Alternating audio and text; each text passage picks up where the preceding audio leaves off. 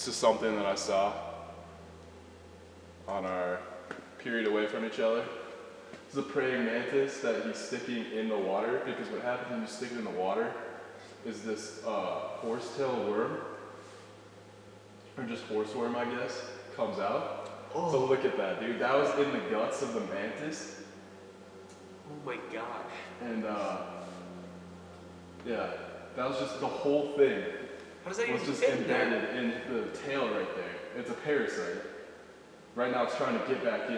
It's wrapping its arms around the body. It looks like it's almost like a spider with all those like tentacles. I know. Is the praying mantis killing it? It's trying to get away. Oh! So it rips off his That is arm in the nasty. end, dude, and like peed this at the end. The mantis just like, thanks, dude. Just crawling away. Dude, how does it like survive after having that inside of it? I have no idea. Yeah, he's just chill. He's like, thanks. Got another one. Let's see. Was this the one that you clicked, Caleb? Yeah. Here's the other one. Or I must have sent it to the wrong email. But anyway, I feel like parasites are a common theme on this podcast. Especially for introduction. Yeah. Clips. I just think that's money, dude. Speaking But of- luckily those don't come in humans, so we're good. We're chilling. We're good. Speaking of parasites, have you heard of this one spider? I don't know what it's called, but it induces what's called priapism. And priapism is basically, it's like 2 full days of if you've just taken loads of Viagra. That's like a. So your dick is just hard. Just for Always? days after the spider has been. How does Really? that even work? I honestly Is it don't using know the what it's same called. compound as the Viagra? I bet it does. Honestly, I'm sure it does. No way. What's the spider called? Let's find that out. Okay. I'm gonna need to set my mic down for a second here. Priapism. Smarter every day. That's nutty. I see what you did there. You could tell that we Ooh! Don't even look at that. That's gross. Okay. Spider versus penis. Yeah. Your discretion is advised, especially if you are a male. Yeah, I don't know. Should we watch Are this? we sure we want to watch this? Okay, this is like. Are we gonna get demonetized? This for is family-friendly content. Smarter Every Day is like Podcast this cute, I like. think the mic is close. Okay, wait. Spider that induces. What the? Okay, so it's called the Phoneritria nigriventer spider. Okay. To the And peptide toxins. here, wait, I'm just Why gonna is it have. smiling, dude? This is not a spider. Yeah, this is not a topic that we should be smiling about. Here, I'm just gonna have He's so Bard. smug about it. Yeah, he's like. Some of you might have experienced this. I feel bad if it's you, but. Okay, I honestly haven't seen this video in a really long time, but I'm just Where's gonna the spider, have. dude? Okay, we can look You at the gotta show spider in a us. second, but I'm just. Say like Bard experiment. Oh, this doesn't work. Summarize this. Could you take a minute to acknowledge how bad of a name Bard is? Like you've got Chat GPT 3 where it kind of like rolls off the tongue, and then you have Bard. Yeah. No, it's not. Are you an idiot? Yeah, I'm not a huge fan of Bard, to be honest. Bard actually. Am I behind on something?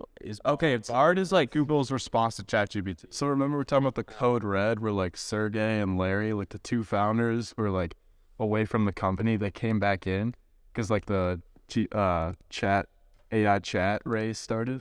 This was like their response. So they rushed production. And apparently, Caleb, did you hear this? Like when they first pushed it out, there was like a lot of errors with Bard, like it wasn't working. So their stock price dropped by like 10% in like a day or something like that. Google? Yeah. So I don't know if it's like, have you been using it? I have been using it a little bit. It's helpful for certain things and it's worse than ChatGPT and other things. But the helpful thing about Bard is that it can scrape the internet. Like ChatGPT is just trained on the database. Yeah, I don't know why it's saying that about this video. Is it that maybe it's not copied or something? That's alright, we can just, okay, well, whenever. Let's look up the spider.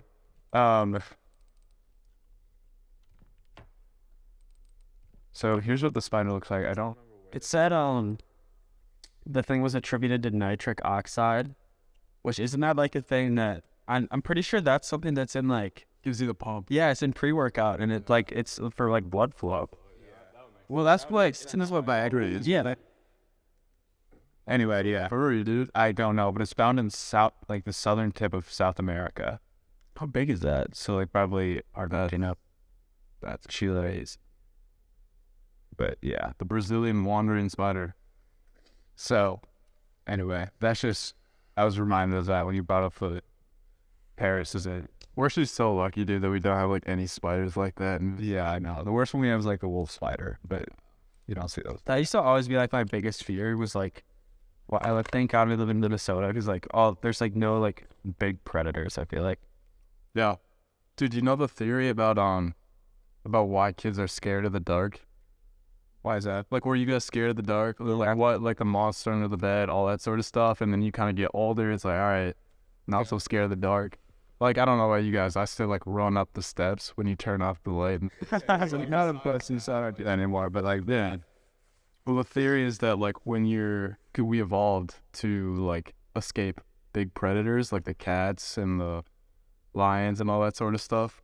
So like kids are especially susceptible to like those big predators. So like they're like more predisposed to like have that fear. It's just like another example. because they can sneak up on you. Right. The other thing is like kids really like sweets, you know? And then when you grow older, you kind of like more like the savory or like the sour foods or bitter. And they say that like when you're a kid, like you're in this state of hyper growth, you need a ton of calories in order to function and develop. And like historically, like child mortality rates were really high because like kids were undernourished.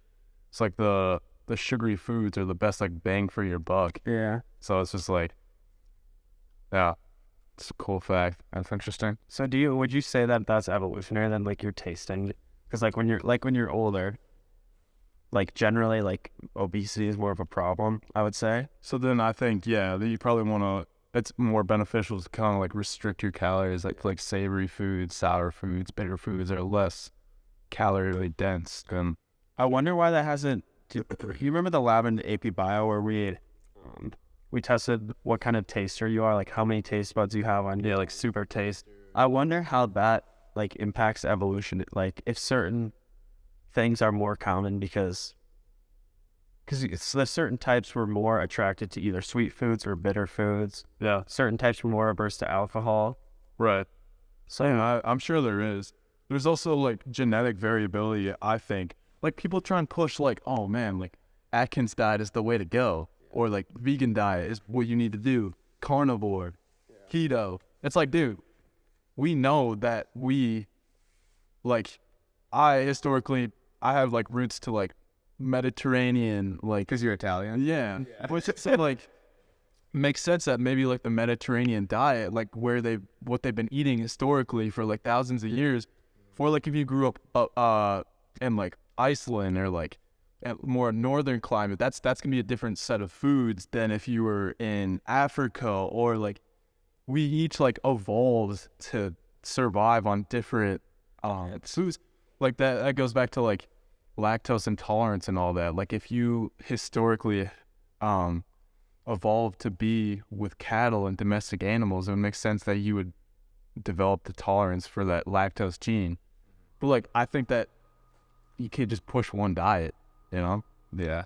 I think the lactose intolerance is very interesting because if you look at like areas of the world where lactose tolerance started, there's like literally two parts where it's like the gene probably first mutated to make people lactose persistent. It's like one was in like Central Africa and one was in, I think, Northern Europe.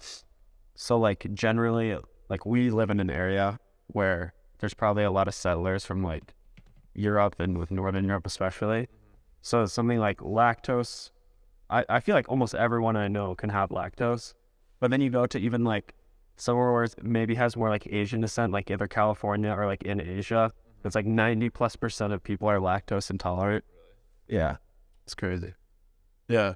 At the risk of like diving into something that like might be don't take what I'm saying out of context, but I heard this thing on this podcast, this theory where it's like, so traditionally, like Asian societies are more like associated with like the idea of like honor and like pride and like collectivism versus individualism. yeah. The theory is that this kind of goes back to like the evolutionary perspective. If you look at ancient Asian like political structure, for a huge span of time, they were a feudal state, very decentralized. You had lots of different like towns and cities. There was not like a unified like authority and structure. And the way to succeed in Japan and China and these Asian societies was to have like rice farms or these other crops like that, where you need a huge space of land. And what would happen is like there would be these battles where people are trying to take your territory, and like they say that societal like prioritization of like honor goes back to like, if you don't defend your honor or your family's name, like this guy's just gonna come and steal your land and like your crops and all that. So I don't know. It seems kind of like, I don't like. What do you think about that? It seems a little sketch to me, because I feel like that's the way it was everywhere in the world. I don't know how far back you're necessarily going, but like medieval times for sure in Europe was very feudal. But then, older times in Europe, they did have like the Roman Empire. Yeah. And then there was the Greek Empire. But even the Greek Empire was kind of like, it wasn't super centralized, right? It was made of a bunch of city-states. Well, there was still way more of an authority at Japan than, I think, like historically that's how it was like pretty much everywhere. Yeah, like they were saying that like it was like a lot later than other societies. That's why you still have remnants of those like cultural values. But definitely the most recent wouldn't the most recent example of feudal state be either Russia or Europe? Because Europe was like 500 years ago or less, they moved to the more centralized authorities. And then Russia, I guess China still has that today. Well, I feel like you could in there would be, but the idea is like you have like the rice farms and the feudal system. So it's like both, because in Russia maybe there wasn't as much of a prioritize. Bro, I'm starting to solve out of that word. An emphasis placed on like defending your land, because for rice farms you need like a ton of land apparently. So you're like always defending your land, but I don't know, that's just a theory. That's cool to think. Wait, are you saying the rice ties in because like that's like a staple in their diet? Yeah. Like, so like what do you mean by, like, how is that, what am I trying to say? How is that different than like a different crop? Are you just saying because of all the land it needs? Like, yeah, well, because that historically, like in I think in Japan and like these Asian societies, that was the crop that it was the easiest to grow, and it was one of the most calorie dense. It's like potatoes in like Ireland. It's like the climate is like best suited for that crop, and therefore it was like a lot of their diet. I don't know. Okay, I'm not defending it, not mine. I'm just trying to like, it made me think of it. yeah, but okay, in the theory they say, so you're saying the necessity to protect your farm leads to the collectivist culture? No, like the concept of like honor, and like, because if someone's like, if you're allowing someone to kind of like talk down on your family name, then your neighbors collectively start to think that your family is weak, and then you're more likely to be attacked by them, because they see weakness and they're like, we can just go take their farms or like take their territory or whatever. Okay, yeah, that's starting to make sense. Because in Europe or other places in the world, it was like, it's not such a, like, your family affects you so much through the generations, right? Like, you might have the same trait as your father typically, but like, if your family honor is destroyed in Japan, that probably has a bigger impact than it would have in other places of the world. Yeah. In my head, like, I'm not nowhere close to an expert. I don't know a ton about this, but in my head, like in Eastern culture, whereas like your land is more tied to your family, but from my understanding, like in the more European feudalist idea, your land is more like there was a lord that controlled like the land, and then there was like smaller like families, like peasants on the land, like working the land. So that could be like one cause where it's less, the land isn't necessarily as much tied to a family, and it's more tied to like a, not really centralized, but more of a group, like just a specific. Yeah. Yeah, that's definitely the case. Yeah. Speaking of family honor and Asian cultures, okay, this is wild. So there's this video of King Jong Nam, who is the brother of Kim Jong Un, being assassinated. And the reason that he was assassinated is because he had been feeding the CIA information for 10 years because he wanted the North Korean dictatorship to fall. And the CIA knew this was coming, but they didn't do anything to stop it. And I was listening to a podcast recently with Yamni Park. Have you ever heard of Yamni Park? Yeah. Yeah. So she's, side question, do you think she got plastic surgery? Side question, I literally have never thought about that. Why do you think she got plastic surgery? She's like 27. Yeah. It's, Next question. Okay, anyway. But she was like, so this is a dictatorship where human rights are being just completely ignored and people are being abused. And this guy was trying to take down this regime, but the CIA did nothing about it, even though he was trying to help them. Okay, so Kim Jong-nam, the half-brother of Kim Jong-un, was in an airport in South Korea, and you can see him walking right there, and then I don't know if you see the actual moment. Oh yeah, okay, this woman comes up to him and wipes him with a cloth on his face, and then that's it. And then, yeah, right there. So, just to watch it again. That woman, you can barely see it. She walks up to him, and then she wipes his face with a cloth. And then she walks away. That's like straight out of a... Yeah. That's nuts. So nobody had to shoot him. Nobody had to do anything. It's just a quick moment. And then she leaves.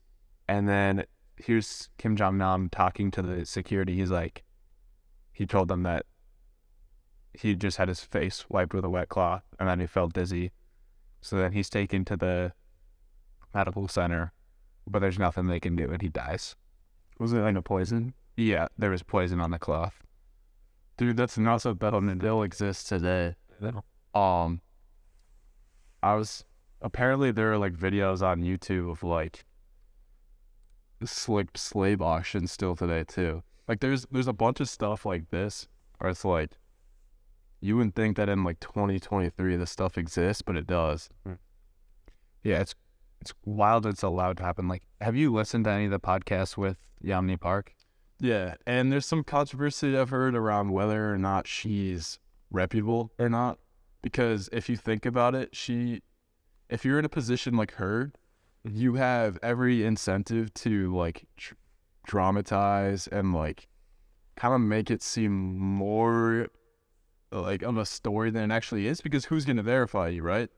And then she's like selling books and like she's pretty clearly monetizing. I'm not discounting her experience at all, and for all we know, everything that she says could be right. It's just like, it's very hard to, like, you kind of just have to trust what she says, you know? But some of the stuff she talks about is absolutely nuts, dude. Well, if it's true. The reason that I think I've never had a problem trusting what she says is, first of all, because when she has said this. Like, she's now one of the top targets for the Kim Jong-un regime to kill, because if she's painting them in such a bad light, then, you know, Kim Jong-un is going to want to kill her, right? And she is on the list. And like devil's advocate though, and just saying that we already know that America has this predisposition to think of North Korea as some like crazy place where like anything goes pretty much. That's kind of like an opportunity for someone to come in and capitalize on that's already there. And then regardless if what she's saying is true or not, if she's talking bad about North Korea, like, of course, even if they're not true, like, people think it's true. So, you know, it doesn't have to be true for them to want to stop that, you know? Yeah, but what would be her incentive to do it if she's putting herself at risk of death? That's true. That's a fair point. Maybe it's like, yeah, there's money involved, but she's putting her life on the line to share these things.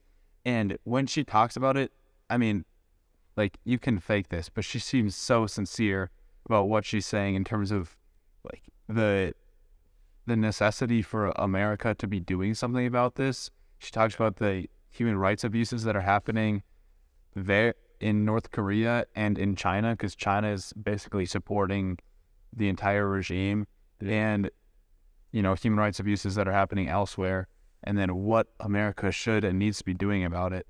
Like, and just with her personal experiences, why would she have escaped and come to America and risk her life to talk about this thing when she could just have, like, a good life and be wealthy in other circumstances anyway? You think she could have been wealthy though if she came with absolutely nothing?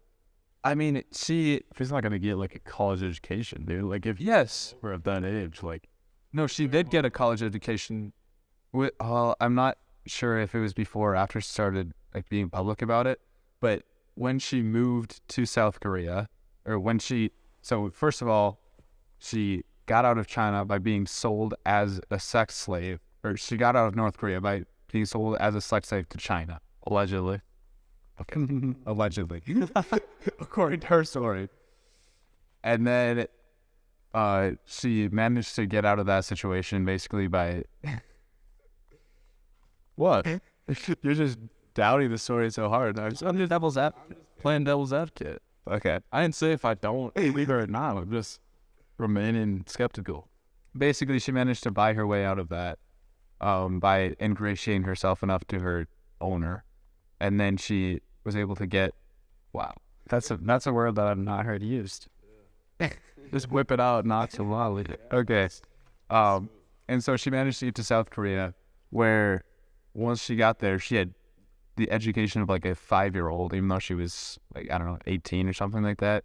So she just studied nonstop, educated herself, and then she went to university there for a year or two, and then it was after she started talking about, like, being public about North Korean stuff. But she ended up going to university at Columbia, and How did she pay for that though? I'm sure she got a big scholarship from Columbia. Well, yeah, I'm sure like her going public helped with that, you know? Yeah. Okay, but I don't know. Maybe I'm just more trusting of people than you are. And I don't know, but the way that she talks about wanting to, you know, just being grateful, increasing love, like that. I mean, she really fit in well on Mike Speakman's podcast. Oh, Can this turn into a hippie? no, turning into Lex Friedman. Not really, but it just, if we are to believe what she says, and I personally think she's reputable, Yeah. then what's going on in North Korea is just completely, I think that no matter what, even if what she says is over exaggerated, there's no doubt for any American that what's going on in North Korea is completely despicable, Oh, but if what she's saying is true, which I think it is, then it's just beyond even imagining. Like she talks on her when she's talking about this, she talks about how Americans are, concerned about like dogs. There are celebrities who like are supporting this movement where like, oh, get these dogs out of the shelter or whatever. And she's like, who cares? There are people literally dying on the streets every single day. There are literally just dead bodies on the streets in North Korea because people are dying of starvation. And you're concerned about dogs wait happy, dude, but like the dogs dying in the shelter, at least there's like something that we could probably do. Like there's steps in order to overcome that. For North Korea, it's like, do you poke the bear with the stick? Like we can try and do stuff, yet they're like a nuclear powerhouse. So it's like it's very more complex. But it's not as straightforward as like, let's just go help them. Whereas for the dog shelter thing or like caring for pets or like animal well-being, there's much more, here's what we do. So I hear what you're saying though. Yeah. Dude, this video is great. I needed to send you guys on. You guys know who Edward Snowden is? Yeah. He was a whistleblower for the CIA, and he basically exposed the mass surveillance. How long ago was it? Like 15 years ago? Yeah, and then he had to escape to Russia because our own government wanted to prosecute him. You're gonna have to reconnect to the internet. Yeah, that's all I'm doing. But in any case, the context of this video is that this guy who's running this, it's called the Private Investment Club. Basically, like his personal finance, like whatever, his group, and he invites Edward Snowden to come on. It's like this conference, whatever. And just watch what happens at the end, dude. This has got to be like the mess up of the century. And so it's really astonishing to me that they just let things happen. But I don't want to do that anymore. I had a friend reach out to me saying that they couldn't, that we can't, because one Okay, hold on. hard Right here. to ask. As a whistleblower, it's my obligation, I think personally and professionally, to ask, is this you? That's the guy right now. Yes. Because I think that it is. Yes. And I think that the things that I've heard tonight make me very uncomfortable with this event. I think it makes me very uncomfortable, and everyone involved with this should really question, is this the kind of association that they want to have? Are you going to be able to deliver on the promises that you're making them? I sure hope to God that you will. But my advice to everyone on this call tonight, everyone looking at this, is look up what you're getting involved in. If you spend money, are you sure that you want to spend it, or do you want to charge it back? And by God, think hard about if you want to continue this. Because for me, ladies and gentlemen, for tonight, I don't. Thank you so much, and good night. Leaves. Why did he not kick him off? Watch this guy. Wow.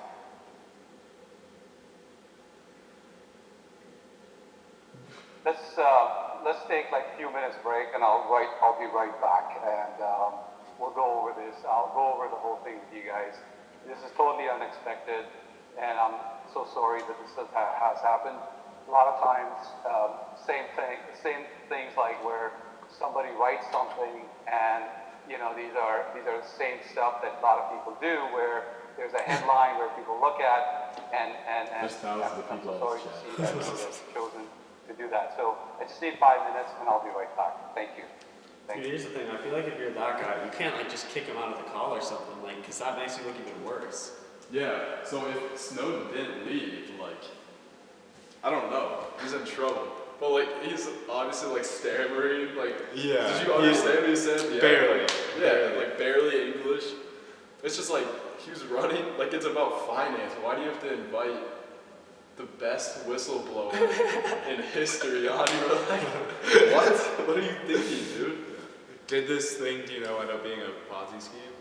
Or was Yeah. this? Well, dude, it's called private investment. Yeah, I mean, what is that it name? seems Is that pretty not sketchy, suspicious? definitely. The largest real estate club in Canada. Uh-huh. So I just thought that was great content. That's hilarious. Anyone have anything else? All right, I guess I have something. I don't have it pulled up, but I saw this thing on Twitter that was like, so you know how there are like seed oils and everything nowadays, like canola oil, sunflower oil, all that stuff. There's actually like a crazy story how it started, where it was like, so like McDonald's used to use, and all these like fast food restaurants, they used to use tallow fat, beef tallow, which is basically like, I don't know what it is. It's literally just like beef fat. Yeah, it's just like the fat from the meats, and that's how they used to cook their fries and everything. And there was this one dude, who had a heart attack after he ate like fries for beef tallow, and this is right around the time when like saturated fat was being demonized. So this guy bought steak in the franchise of McDonald's, or he bought equity or whatever, so he's able to make decisions, and he effectively ran this like public campaign, kind of like Edward Bernays, dude, where he demonized saturated fat and beef tallow and all that, and took it out of McDonald's, and then other fast food restaurants started saying, hey, but we should do that then, because then now we look like the bad guys for having beef tallow. So this guy effectively removed like using tallow fat from like all restaurants across the board in the 60s, and like and then they brought in seed oils. Did he have some investment in seed oils as well? I don't think he had investment in seed oils. I think from what it seems like, he was just operating under what he thought was right. But he was so wrong. It's so much worse for you than beef tallow. And like the oils that they started with were actually toxic, and like routinely like McDonald's employees' uniforms would catch on fire. That's how toxic it was. Like just out of nowhere, just like combust. And you can trace when this transition happened from like natural fats, tallow, whatever, to seed oils. I have the graph on my phone. I don't have time to pull it up. It's like a directly aligned spike in the 60s. It's just crazy that this one dude had such an impact on the whole industry and like contributed so much to American obesity today. This is wild. And apparently, you guys know who Malcolm Gladwell is? Yeah, I've heard of him, but I'm not sure if outliers. Yeah. He like tried both beef tallow fries and seed oil fries. Mm-hmm. Apparently, beef tallow fries are like 100 times better. Like so good. We're missing You can make McDonald's fries better. There's no way. I'm not sure I believe that, but the rest of the story is fascinating. Well, I feel like pretty much every fast food nowadays is seed oils. It's in everything. Yeah. Canola oil and salad dressing. I like try to avoid like seed oils. If I was at home, I would never use like seed oil or anything. I would never buy any of that stuff. What do they use? Like olive oil, avocado oil, butter. Mm-hmm. And it's actually crazy how much butter was demonized. Butter's not bad. They switched to margarine because I forget the story, but there was like one study with like the American Heart Association or something where they connected saturated fats and cholesterol to heart health, and it turned out not to be right. And if you still look today, like the myth still exists, like on Cheerios, dude, when you see like the heart healthy, you'll see that on like cereals because it's like low saturated fat, low fat milk, low fat everything. That's not bad, dude. Like it was way overhyped because of one study, and there was, I forget the exact story, but there were financial incentives in it. So it's crazy that so many of the studies that we have like based tons of just changes in the world on are based on money or improper incentives. And like I was listening to a podcast with Andrew Huberman because he's in the I think I was gonna bring up Okay, because he's obviously in academia, and so he is like, he knows the process for getting funding for your research, and so much of that process is just from private investors. What do they want? The conclusion. Yeah, Suck up to people with money. and sometimes, not always, because not every probably most researchers are in it because they actually want to find the truth and they're like really invested in science.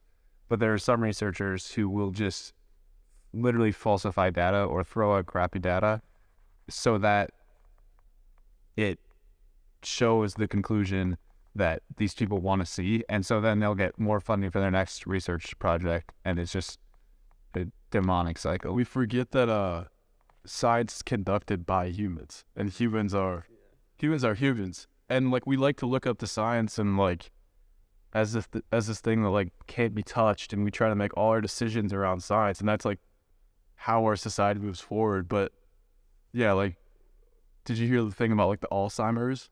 Yeah, I don't know if he falsified the data or I think that one push a narrative. is saying they literally falsified. And it was a landmark study that was like huge, and it literally, Alzheimer's research was going here. It redirected it here down this path For like and 50 years. decades of lives were spent on this theory, and it turned out to be absolutely not true. So now people are like, there are dudes who like dedicate their whole life to studying Alzheimer's. It was just like, can you imagine just like one day realizing that everything you made, your whole life's work is just Like billions of dollars and decades of research. it's this huge scandal, and like just the untold amounts of lives that are now going to be lost because we went down this one path.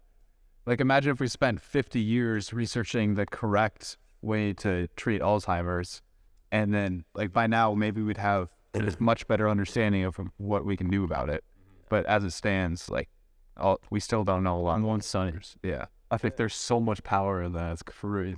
It's crazy like how fast fads and like anything in health can like shift. Because you look like back in like late 1900s when like fat was being demonized, like especially saturated fat, but I think it was all fat in general. And now it's shifted. Like I feel like after past 2010s, everyone just demonizes carbs. Keto is popular. Yeah, but like people are like, oh, you can't have that as too many carbs. When like everyone like blows those things out of proportion, like takes them to the extreme, and like you can literally eat any like such a wide variety. I know we kind of already talked about that, but like that shift to like from demonizing fat to carbs was like really interesting. I don't understand why people get so they treat nutrition like a religion almost, where it's like you have to be vegan or you have to be or my way is the right way to go. It's like such a controversial issue. It's just like, Because the thing is, we really just don't know that much about nutrition. Like, it's actually crazy how little we know. And like, when people are demonizing carbs, like, we have in our stomachs, we have a thing that wants sweetness, and like our tongues obviously desire sweetness. So like, there's probably a biological reason for that, and that's fulfilled by sugars, which are in carbohydrates. Like, you know, I don't know that for sure. Maybe carbohydrates are the worst thing you can eat, but it's probably not.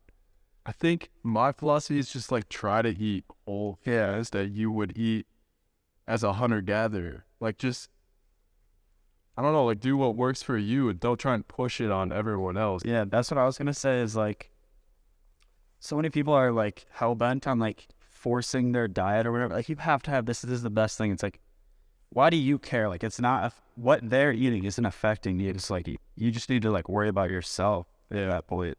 I mean, I get it if you're like a vegan and you're trying to do it for the well-being of animals, I guess. But there's a point where it's like you can't control the actions of other people. Dude, speaking of nutrition, apparently in the like we were talking about obesity and like how it shifted in like the 60s and 70s. Apparently in like the 70s is when the restaurants and like the fast food restaurants started making partnerships with schools, and like you could literally find like KFC and like Arby's and all these like restaurants in like high schools, and like the lunches started to be absolutely ridiculous. Like just man, sometimes amazing though. Doesn't that sound awesome? And then Michelle Obama put an end to that. But like I don't even think we can like fathom what their lunches used to be like. I was like reading some article on it. But yeah, okay, so in like the late 50s and the early 60s, they started like being able, like, dude, I feel like that's dirty though, because like you look at people. I had this picture of people in the 70s. They're all like skinny, they all look somewhat athletic. Look at this. I don't have time to put it on the big screen, but like there's not like a single obese person in there. And maybe, Okay, but like, I mean, that's one photograph. okay, but look at like movies from the 70s, and like you hear also people from the 70s have said that like people did not look like they do today. Like I think it was something like the majority of people in the US today are considered obese. And I think part of it is like exercise and whatever, maybe, pesticides, who knows. But a big part is like the diet. And I think that's got to have far-reaching consequences if you allow fast food companies to come into the school and like train kids on eating that sort of stuff. They're gonna probably eat like that lifelong because they've been told by adults like this is the thing to eat. I mean, it also comes back to what you were saying earlier about how like the sugary foods are the cheapest ones, and people, ideally, especially if you're poor, you're gonna eat the cheapest food. And like if you're bringing food to a party, you're most likely to just grab the cheapest thing off the shelf, and so like that has also an outside influence. I think just the fact that it's so much more expensive to eat healthy. What I would wonder is, so like the increase in not just adult obesity, but just obesity in general, how much of that is actually attributed to change in diet, like especially in schools type of thing, or how much of that can be attributed to diet, and how much of that is attributed to like working desk jobs and activity? Yeah, there's a bunch of factors, but I think absolute nutrition is one way. Oh yeah, absolutely. Wait a sec. Did we talk about Nestle last time? What they do with the chocolate in Japan? I think so. Because it's kind of along the same line, where it's like we're talking about if you get kids to eat fast food and unhealthy when they're young, and kind of it's like a lifelong thing. Okay. What Nestle did was they were trying to sell chocolate in Japan. In Japan, that was not like a flavor that they were really looking for. Yeah. So what they did is it was coffee rather, not chocolate. They started making deals with Japanese candy companies to have coffee flavored candy sold to children. So there was like a generation of children that grew up eating this coffee flavored candy, huge staple of their childhood. Of course, when they're adults, they're gonna be like, yeah, I love that coffee flavor. Dude, coffee sales just went through the roof. Like it's crazy how much influence a company can have on like a full generation. Yeah, that's something that happened in probably our parents and us in the US. Like Hershey's chocolate, I don't know if you guys know, but like it's made with a different like chemical process than like chocolate in Europe. And basically Hershey's chocolate has butyric acid. But it's so smooth though. No, it's just butyric acid is in it's a compound that's in like cheese, and it's also in like vomit. Yeah, so when you like give a Hershey bar to someone, like a child or even an adult in like England, when they're used to eating Cadbury their whole life, they'll say that it like Hershey chocolate tastes like vomit. Yeah. What? Well, it's actually another thing that's like it's so much shaped by what you've grown up. So that what they found was that the older the person was, the more likely they were to for the English people, the older they were, the more likely they were to prefer Cadbury because that's what they'd grown up on, which doesn't have the butyric acid.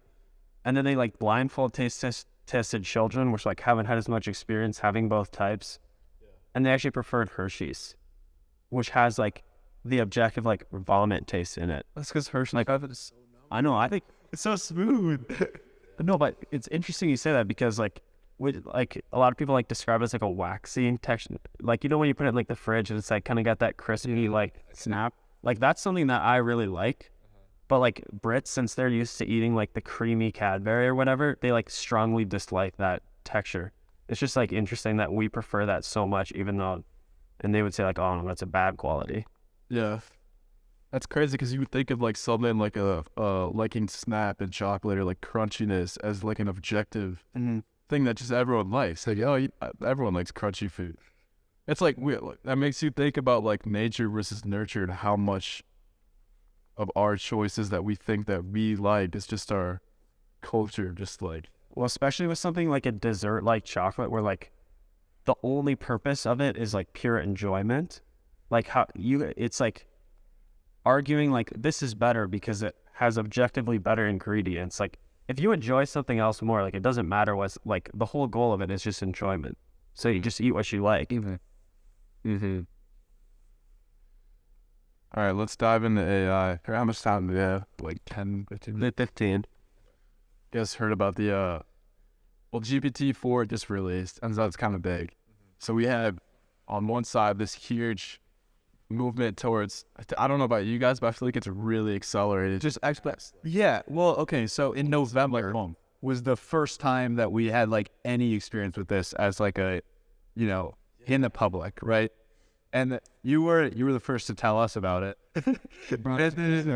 We started, like, I don't know if you remember a couple of years ago, but like maybe even 1 year ago, I would see these videos on YouTube that were like AI generated like script for a story, and like I don't even know if the animations were AI generated, but even if they weren't, they were like pretty bad animations, and the story was just like crappy.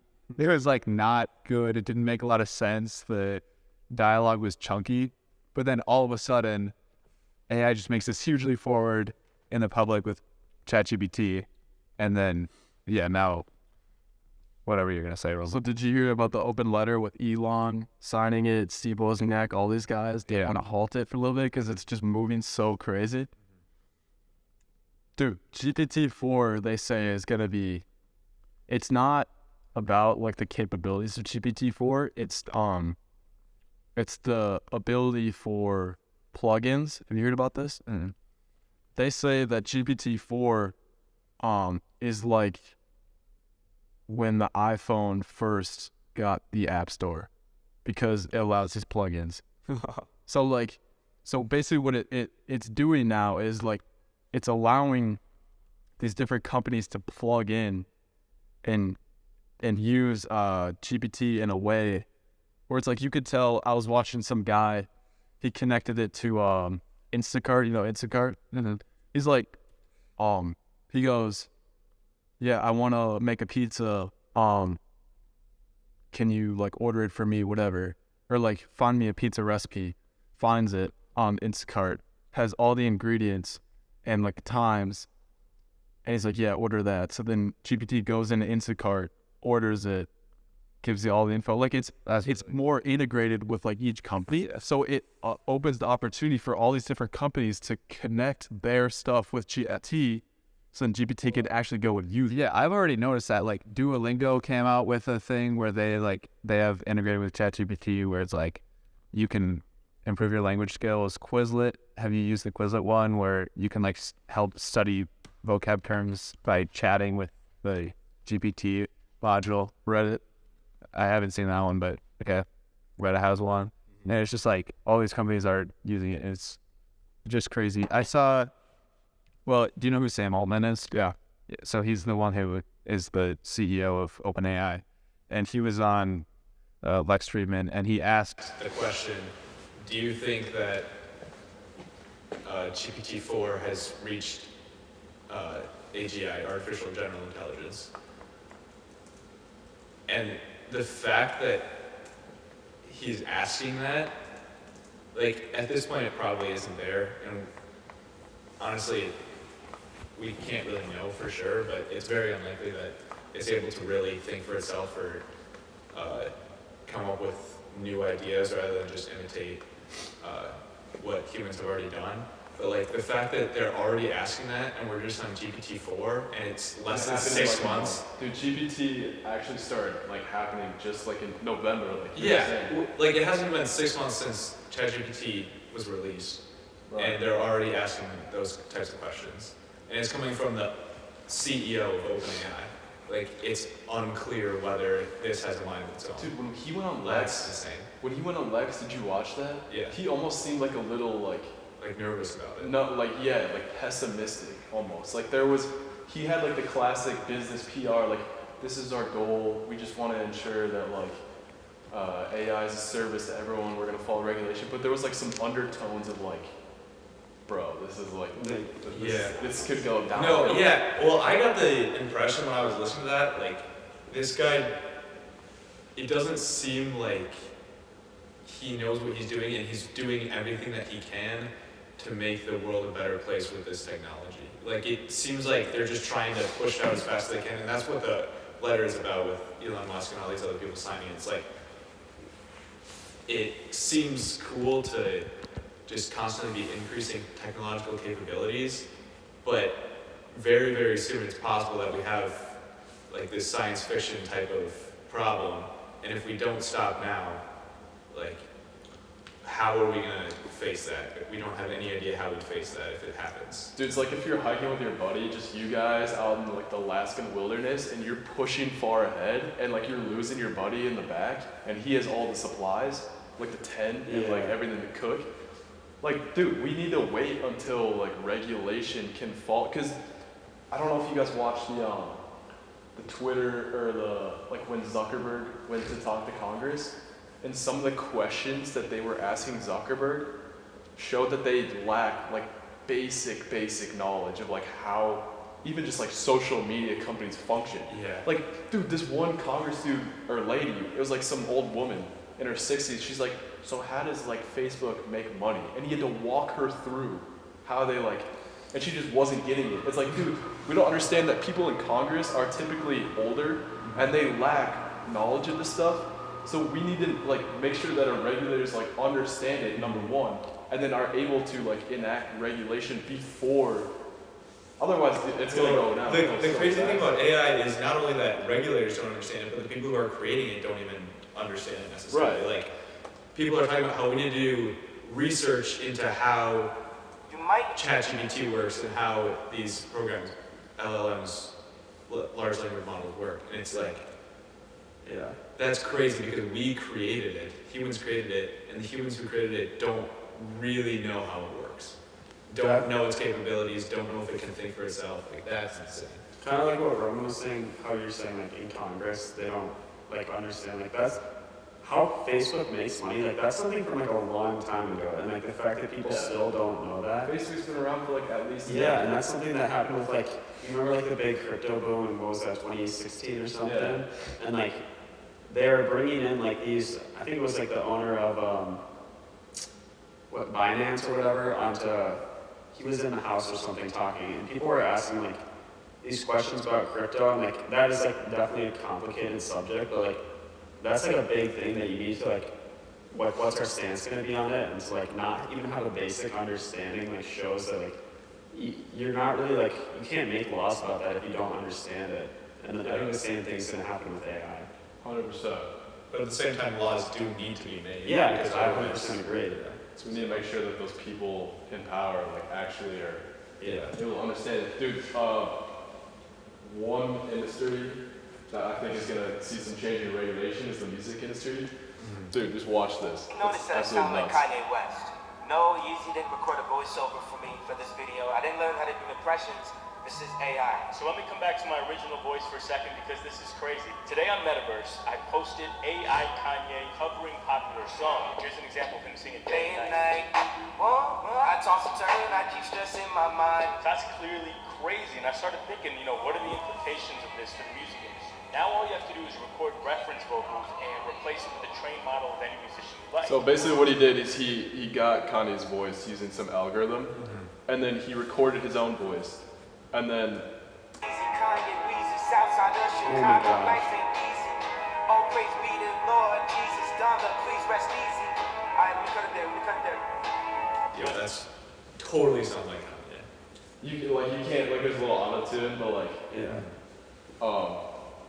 there's that, and then I have some deepfakes on my phone where I gotta pull this other one up, but for like the future of the music business, dude, that's gonna be so hard to compete with if like everyone's able to steal your voice and make their own music. And it probably costs them nothing to do that, or maybe like 5 minutes. A couple hours. Yeah. And like for features at least, that'd be kind of cool as an artist where it's just like you give them the rights to your voice, and then they just make their own feature for their song, and then you just approve it. Like, but dude, then it's like, what is music? If like you're just able to do that, like something about music is the actual like doing it. That's crazy. I don't think it's gonna change live music at all, but like recorded music, that's completely crazy. Trying to pull up this other one. Okay.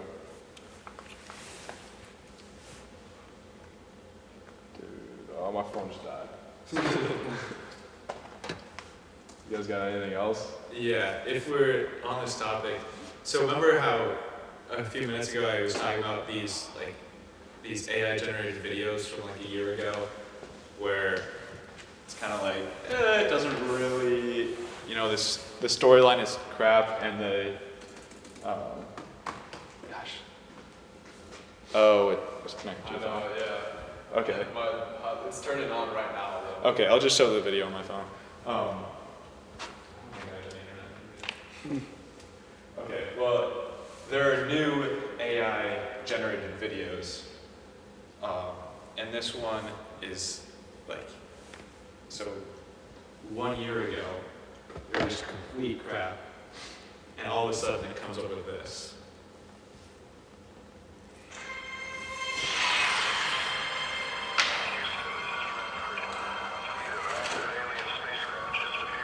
This looks like professional produce film. Is this the one with the AI voices? I'm not sure how much it is AI, Is it but the visuals or the voices? I think it's the voices. Because I saw this on Twitter too.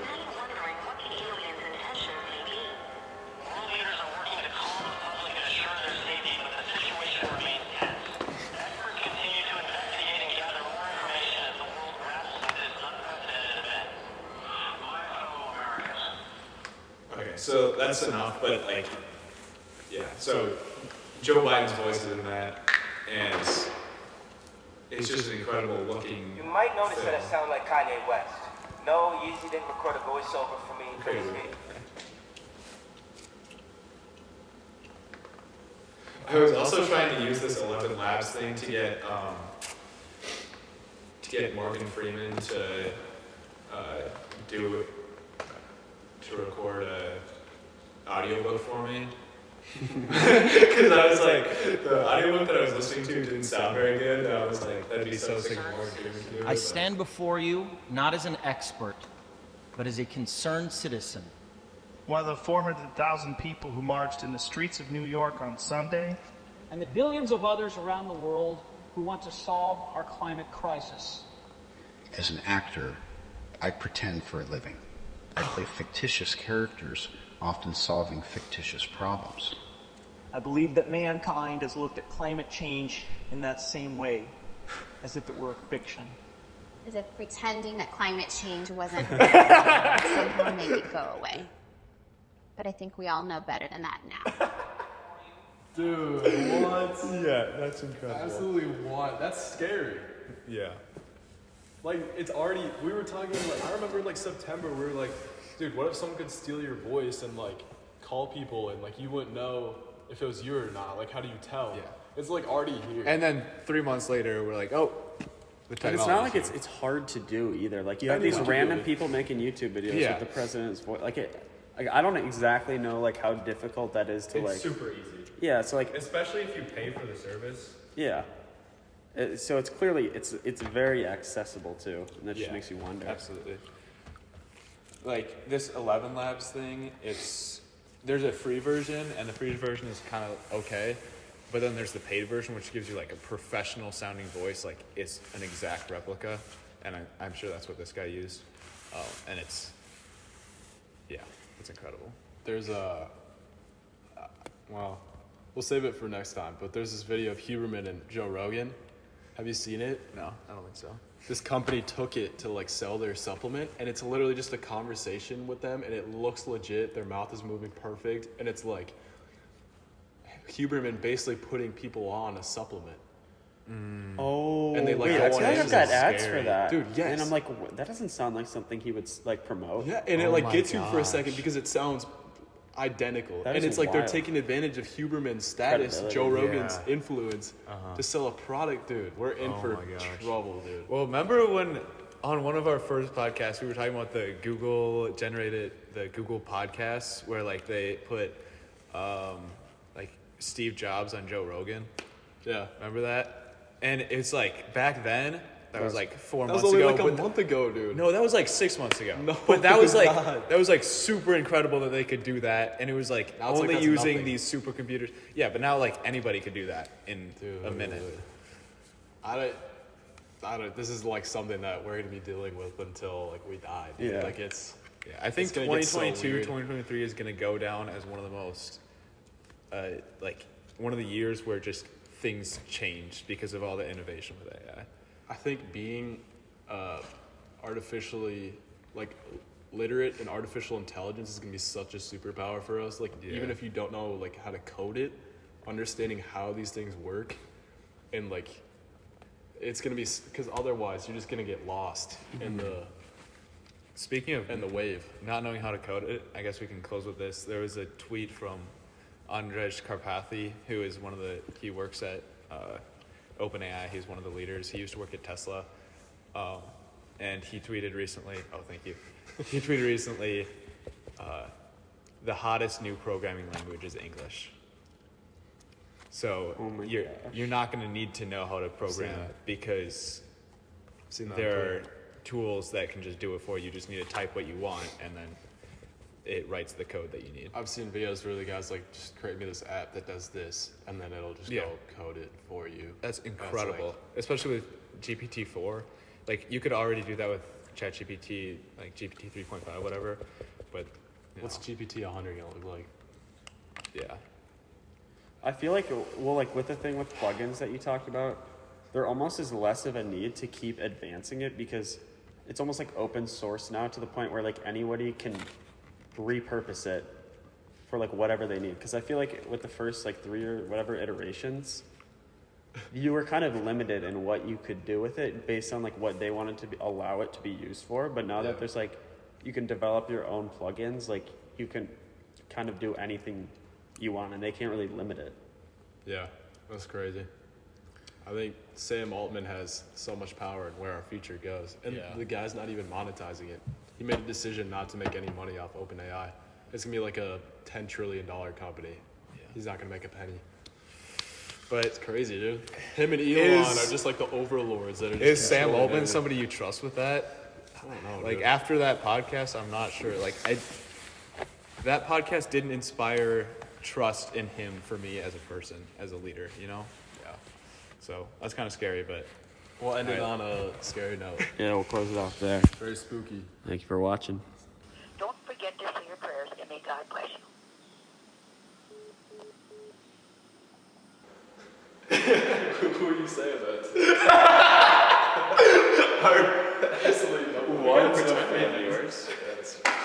What's the Eventually, dude, we should just dub our voice over with Joe Rogan and Andrew Huberman and Lex and just pretend that they were talking the whole time. Oh, dude, we so should do that for the episode, dude. What if we do that for this No, I think we episode? can do that right now, actually.